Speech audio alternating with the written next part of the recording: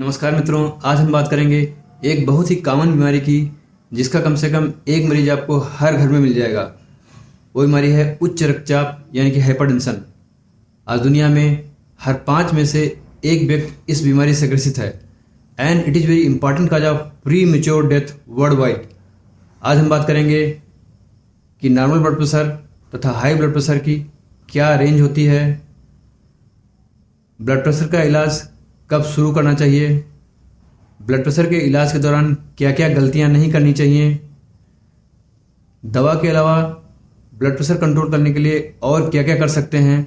Life style modification से blood pressure कितना कम होता है, ब्लड प्रेशर का इलाज कितनों दिनों तक लेना होगा तथा ब्लड प्रेशर के रोगी कितना नमक खा सकते हैं। तो आइए सबसे पहले बात करते हैं कि नॉर्मल ब्लड प्रेशर किसे कहते हैं तथा हाई ब्लड प्रेशर किसे कहते हैं और हाई ब्लड प्रेशर की क्या ग्रेडिंग होती है। जब हमारा हृदय कॉन्ट्रैक्ट करके ऑक्सीजनेटेड ब्लड को शरीर में पंप करता है उस समय उत्पन्न हुए ब्लड प्रेशर को सिस्टोलिक ब्लड प्रेशर कहते हैं तथा जब हमारा हृदय रिलैक्स करते समय डीऑक्सीजनेटेड ब्लड से भरने लगता है उस समय नापे गए ब्लड प्रेशर को डायस्टोलिक ब्लड प्रेशर कहते हैं। नॉर्मल सिस्टोलिक ब्लड प्रेशर 90 से 130 mmHg के बीच में होता है तथा नॉर्मल डायस्टोलिक ब्लड प्रेशर 60 से 84 mmHg के बीच में होता है। कुछ लोग नॉर्मल ब्लड प्रेशर को एक फिक्स वैल्यू यानी कि 120/80 mmHg मानते हुए यह शिकायत करते हैं कि डॉक्टर साहब हमारा ब्लड प्रेशर बहुत फ्लक्चुएट करता है।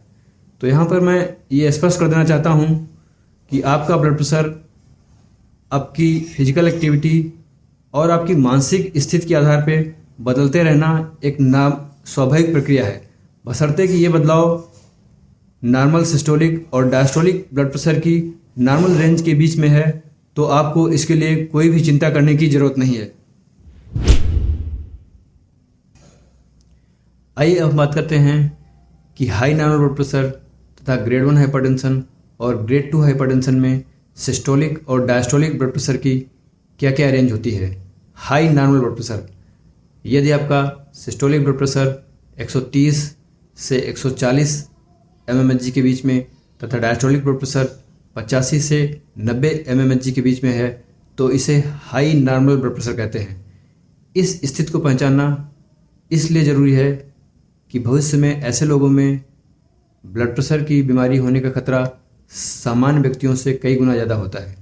अगली स्टेज है ग्रेड 1 हाइपरटेंशन। यदि आपका सिस्टोलिक ब्लड प्रेशर 140 तथा 160 mmHg के बीच में तथा डायस्टोलिक ब्लड प्रेशर 90 से 100 mmHg के बीच में है तो इसे ग्रेड 1 हाइपरटेंशन कहते हैं।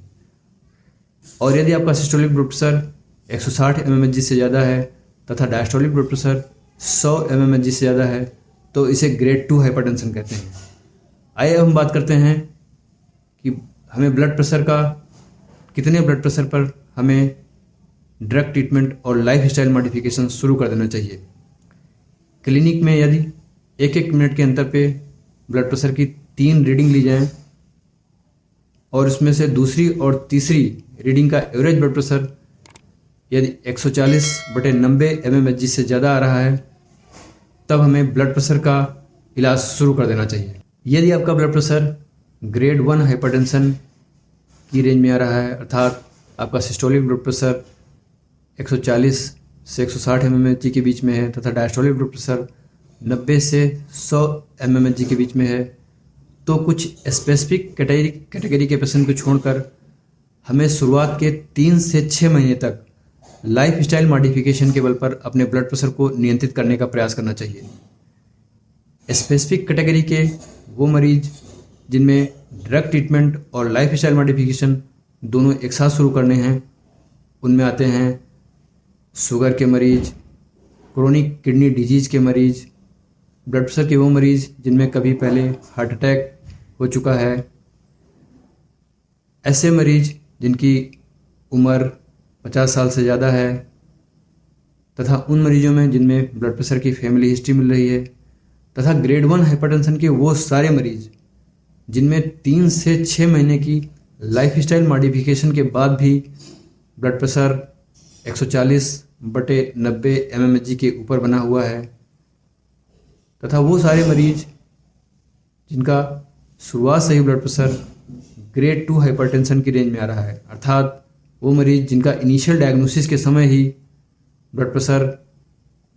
160/100 mmHg के ऊपर बना हुआ है। इन सारे मरीजों में हमें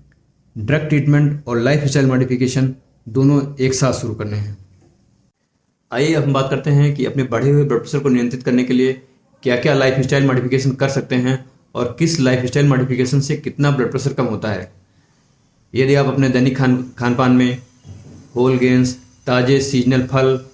एवं सब्जियों का ज़्यादा से ज़्यादा इस्तेमाल करते हैं तथा फैटी और डीप फ्राइड चीज़ों से, खाद्य पदार्थों से अपने आप को दूर रखते हैं, तो इससे आप अपने ब्लड प्रेशर को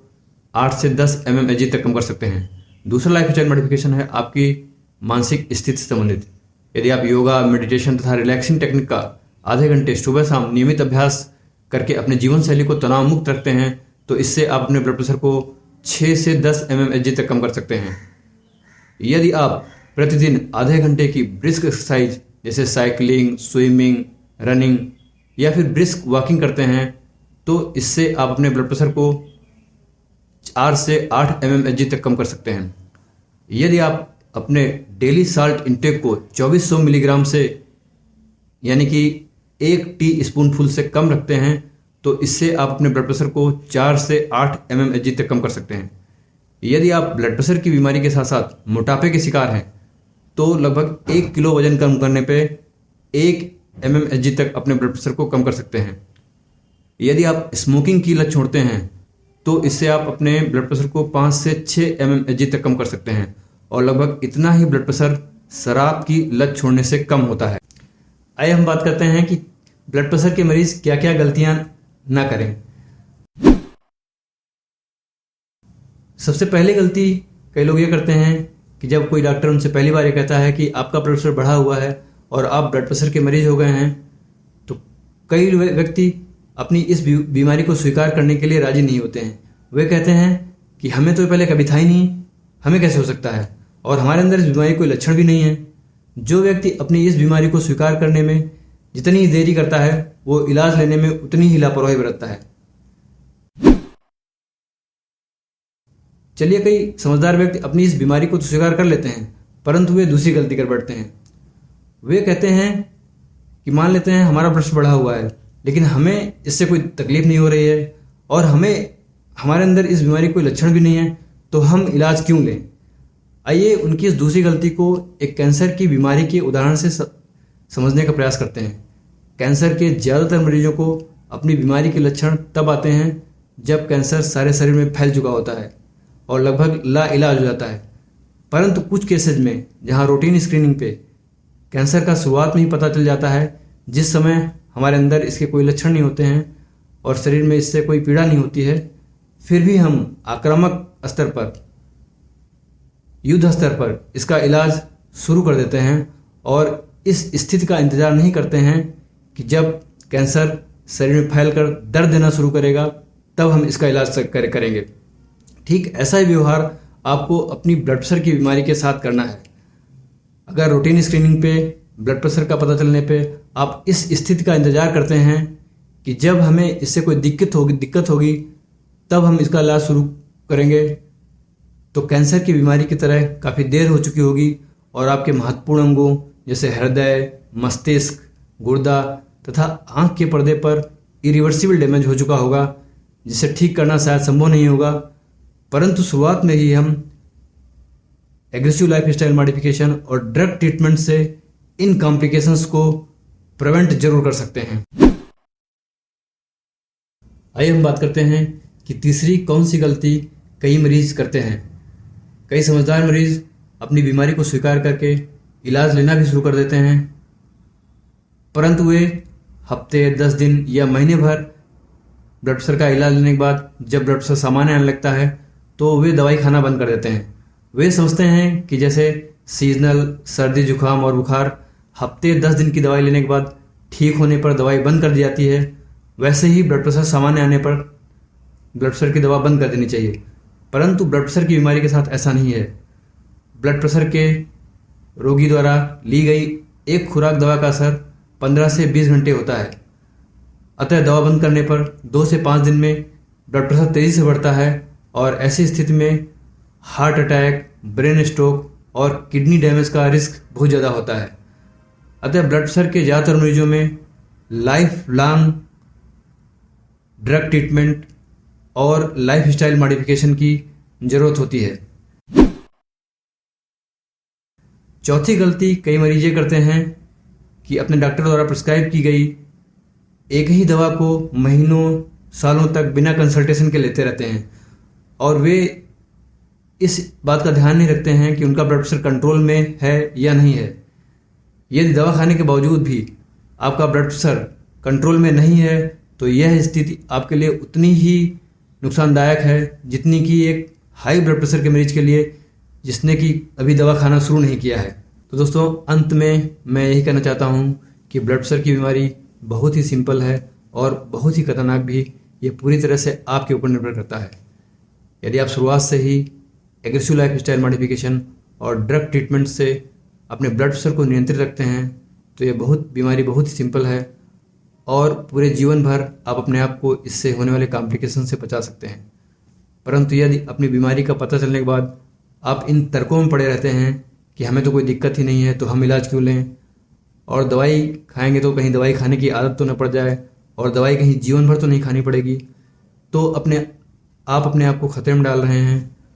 और फिर यह बीमारी अचानक अपने कॉम्प्लिकेशंस जैसे heart attack, brain stroke, kidney failure इत्यादि के साथ आएगी और आपके इन महत्वपूर्ण अंगों में परमानेंट डैमेज करेगी। तो दोस्तों, इस साइलेंट किलर बीमारी को जो कि लगभग घर घर में व्याप्त है को किल करने में समाज की मदद करने के लिए इस महत्वपूर्ण जानकारी को ज़्यादा से ज़्यादा लोगों में शेयर करें। Thanks for watching this video.